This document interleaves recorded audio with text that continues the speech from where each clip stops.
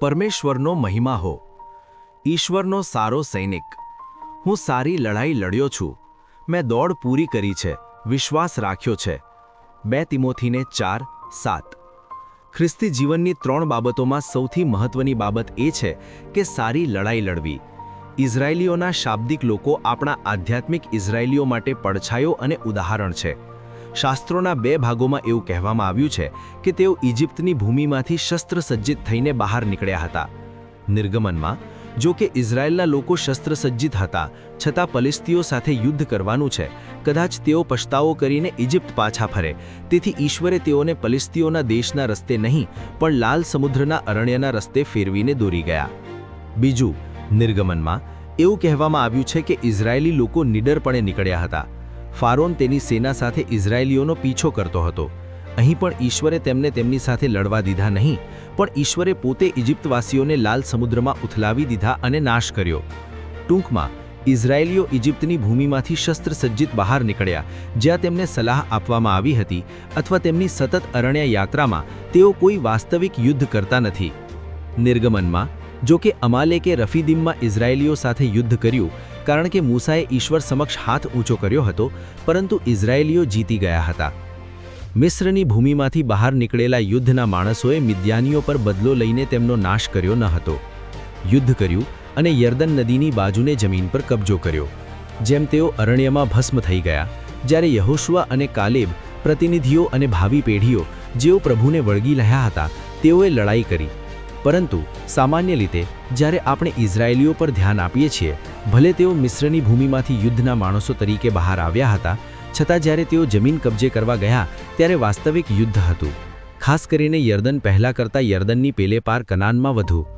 જેમ આપણે ખ્રિસ્તી વર્તુળમાં જાણીએ છીએ, તેમ આપણે કનાનની ભૂમિનો વારસો મેળવવો જોઈએ, જે શાશ્વત સ્વર્ગીય કનાન છે.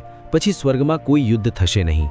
સ્વર્ગમાં આપણે અજગર સામે યુદ્ધ કરતા નથી, પણ મિખાએલ તથા તેના દૂતો સામે લડીએ છીએ. તેથી આપણે ઇઝરાયેલીઓની અરણ્ય યાત્રા અને કનાન દેશમાં થયેલા યુદ્ધ વિશે આધ્યાત્મિક રીતે વિચારવાની જરૂર છે.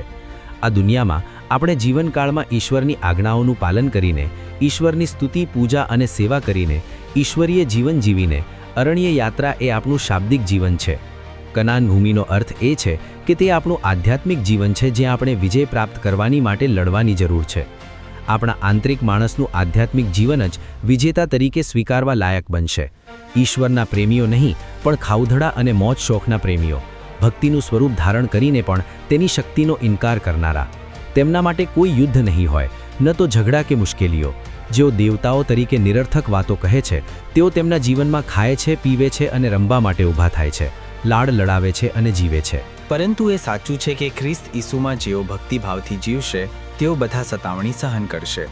વેરી શૈતાન ગાજનાર સિંહની જેમ, શત્રુ શૈતાન ગર્જના કરતા સિંહની જેમ તેમની સામે શક્તિથી કામ કરવા માટે ફરે છે.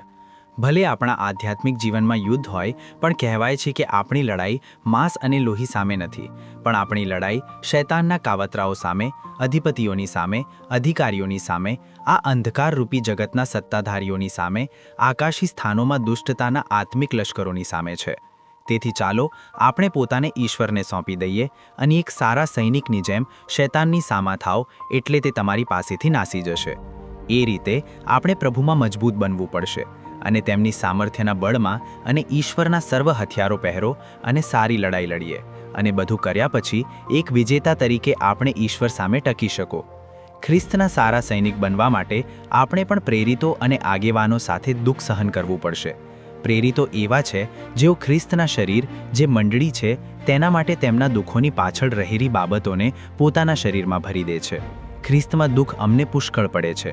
આપણે પણ ખ્રિસ્તના દુઃખોમાં ભાગીદાર બનીને તેમની સાથે ઉલ્લાસથી આનંદ કરવો જોઈએ. ઈસુ પુત્ર હોવા છતાં તેમણે જે દુઃખ સહન કર્યા અને સંપૂર્ણ થયા, તેનાથી તેમણે આજ્ઞાપાલન શીખ્યું. તો ચાલો આપણે પણ તેમના દુઃખોના ભાગીદાર બનીએ અને આજ્ઞાપાલનમાં સંપૂર્ણ બનીએ. જેમ ઈસુ ક્રૂસના મૃત્યુ સુધી પણ આજ્ઞાકારી રહીને જીવ્યા, ચાલો આપણે પણ મૃત્યુ સુધી આજ્ઞાકારી રહીને જીવીએ. ચાલો આપણે આજ્ઞાપાલનમાં સંપૂર્ણ બનીએ, જે એક સારા સૈનિકનું સૌથી મહત્વપૂર્ણ લક્ષણ છે. આમ આપણે તેમના કાર્યોને અંત સુધી જાળવી શકીશું અને ઈસુ સાથે શક્તિ પ્રાપ્ત કરી શકીશું. ખ્રિસ્ત ઈસુના સારા સૈનિક બનવા અને જેણે તેને સૈનિક તરીકે પસંદ કર્યો છે તેને ખુશ કરવા માટે આપણા આધ્યાત્મિક જીવનમાં આપણે આ જીવનના કાર્યોમાં પોતાને ફસાવવું જોઈએ નહીં. એક સેવાભાવી વ્યક્તિને તેના રોજિંદા જીવનમાં જરૂરી તમામ લાભો, વેતન અને અન્ય ભથ્થાઓ અધિકારીઓ દ્વારા સચોટ રીતે આપવામાં આવે છે. તેમ છતાં આપણે આપણા જીવનમાં ઈશ્વરના સારા સૈનિક તરીકે તેમની દૈવી શક્તિ આપણને આપવામાં આવી છે, જે જીવન અને ભક્તિને લગતી છે. તેથી આપણે આ જીવનની બાબતોમાં ફસાઈ જવું જોઈએ નહીં અથવા આ સાંસારિક ચિંતાથી તમારા મન જડ ન બનીને જીવવું જોઈએ. જો આપણે ભગવાનની સેવા કરતા હોઈએ તો આપણે આપણા જીવન માટે કોઈ વિચાર ન કરવો જોઈએ, શું ખાવું કે પીવું અને આપણા શરીર માટે શું પહેરવું તે વિશે પણ. આપણે દુનિયાના એવા રાષ્ટ્રો જેવા ન બનવું જોઈએ જેઓ ઈશ્વરની નહીં પણ દ્રવ્યની, તમિલમાં દુનિયાવી વસ્તુઓ અથવા દુનિયાની સેવા કરે છે. કોઈ તેમની કાળજી કરતું નથી, તેથી તેઓ ઘણી વાતો વિશે ચિંતા કરે છે. તમારી સર્વ ચિંતા તેમના પર નાખો, કેમ કે તે તમારી સંભાળ લે છે. જ્યારે આપણે ઈશ્વરની સેવા કરીએ છીએ ત્યારે પવિત્ર આત્મા દ્વારા ઈશ્વરના રાજ્યના અનુભવો થાય છે. ત્યારે આપણો ઈશ્વર આપણામાં કૃપા કરે છે, કારણ કે આપણે તેને ખુશ કરીએ છીએ જેણે આપણને સૈનિક તરીકે પસંદ કર્યા છે. નહીંતર કારણ કે આપણે ઈશ્વરના રાજ્યની શોધ કરીએ છીએ, આપણા સ્વર્ગીય સર્વશક્તિમાન સેનાપતિ આપણા પૃથ્વી પરના જીવન માટે જરૂરી બધું જ આપશે. પ્રભુમાં આપણું કાર્ય વ્યર્થ નથી તે જાણીને ચાલો આપણે હંમેશા પ્રભુના કાર્યમાં વિપુલ પ્રમાણમાં કાર્ય કરીએ. ઈસુએ પોતાના દેહના દિવસોમાં હંમેશા એવા કાર્યો કર્યા જે ઈશ્વરને ખુશ કરે છે અને જીવ્યા. આમ આપણે આપણા જીવનના કિંમતી સમયનો ઉપયોગ કરવો પડશે. આપણે જે કંઈ કરીએ માણસો પ્રત્યે ન કરો, પરિવારના સભ્યો પ્રત્યે નહીં, પ્રિયજનો પ્રત્યે નહીં, પણ પ્રભુ પ્રત્યે કરો, હૃદયપૂર્વક કરો, એ જાણીને કે પ્રભુ તરફથી તમને વારસાનો બદલો મળશે. ચાલો આપણે સારા સૈનિક બનીએ અને ઈશ્વરની સેવા કરીએ. આપણે ખ્રિસ્ત ઈસુના સારા સૈનિકો છીએ. તેથી જેણે આપણને સૈનિક તરીકે પસંદ કર્યા છે તેને ખુશ કરવા માટે એક સારું યુદ્ધ લડીએ છીએ. એટલે કે આપણે આપણા યુદ્ધમાં ફક્ત દુશ્મનને હરાવવા જ નહીં પણ મોટી લૂંટ પણ મેળવવી જોઈએ. કનાન યુદ્ધ પછી જ્યારે તેઓ પોતાના ઘરે પાછા ફર્યા ત્યારે રૂબેનીઓ અને તેમના સાથીઓ દુશ્મનો પાસેથી લૂંટ તરીકે ઘણી સંપત્તિ લાવ્યા અને પાછા ફર્યા. આ રીતે આપણે પણ ઈશ્વર પ્રત્યે ધનવાન બનીને અનંતકાળમાં પાછા ફરવું જોઈએ. આપણા જીવનમાં ઈશ્વરના આશીર્વાદ દૈવી અનુભવોથી સમૃદ્ધ બનાવે છે. આપણા પોતાના શ્રમથી કંઈ ઉમેરી શકાતું નથી. તેથી આશીર્વાદ માટે યાકૂબની જેમ આપણે પણ કુસ્તી કરવી પડશે અને જીતવું પડશે. પ્રાર્થનામાં આપણે ઈશ્વરને રડતા રડતા પ્રયત્ન કરવો જોઈએ અને પ્રાર્થના કરવી જોઈએ.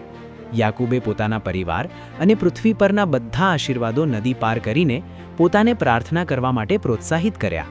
તેમ છતાં આપણે આપણા વિચારોમાંથી આ જીવનનો બધો સ્નેહ દૂર કરવો પડશે અને પછી પ્રાર્થનામાં કુસ્તી કરવી પડશે. આપણે જે એકાગ્ર હૃદયથી ઈશ્વરની સેવા કરી રહ્યા છીએ એ જ એકાગ્ર હૃદયથી આપણે ફક્ત ઈશ્વરમાં જ વિશ્વાસ રાખવો જોઈએ. તેમના માટે આપણો ઈશ્વર પોતાને શક્તિશાળી બતાવશે. મને આશીર્વાદ આપ, નહીં તો હું તને જવા દેવાનો નથી. જે રીતે યાકૂબ સ્થિર હોવાથી આપણે પ્રાર્થનામાં પ્રયત્ન કરવો પડશે, આમ કરીને સ્વર્ગીય સ્થાનોમાં બધા આધ્યાત્મિક આશીર્વાદ મેળવો. આપણે પ્રાર્થનામાં પ્રયત્ન કરવો પડશે અને જીવવું પડશે. જ્ઞાનથી ઘર બંધાય છે અને સમજણથી તે સ્થિર થાય છે, અને જ્ઞાનથી ઓરડાઓ સર્વ કિંમતી અને મનોહર સંપત્તિથી ભરપૂર થશે. તેથી પરમેશ્વરના રહસ્યની સ્વીકૃતિ મેળવવા માટે અને ક્રિસ્તના જ્ઞાનની સંપૂર્ણ ખાતરીની બધી સંપત્તિ સુધી આપણે મહાન યુદ્ધ લડવું પડશે. તેના માટે આપણે શ્રમનો અભ્યાસ કરવો પડશે, જો આપણે મહાન ખજાના સાથે આપણા શાશ્વત ઘરે પાછા ફરી શકીએ. એટલું જ નહીં કે બધું કર્યા પછી ઊભા રહેવા માટે સક્ષમ, અથવા આપણે તેમની સમક્ષ મહિમાપૂર્વક હાજર રહેવાની જરૂર છે. તેથી માણસના દીકરા સમક્ષ ઊભા રહેવા માટે હંમેશા જાગતા રહો અને પ્રાર્થના કરો કે તમે આ બધી ઘટનાઓથી બચવા માટે લાયક ગણાવો. તેથી ખ્રિસ્ત ઈસુના સારા સૈનિક તરીકે સારું યુદ્ધ લડો અને જીવો. પછી આપણને જીવનનો મુગટ પ્રાપ્ત કરવા માટે આપણા સર્વશક્તિમાન સેનાપતિ આપણા પ્રભુની સમક્ષ રજૂ કરવામાં આવશે. આપણા પ્રભુ આપણને મજબૂત બનાવે અને આ અનુભવો મેળવવા માટે કૃપા આપે.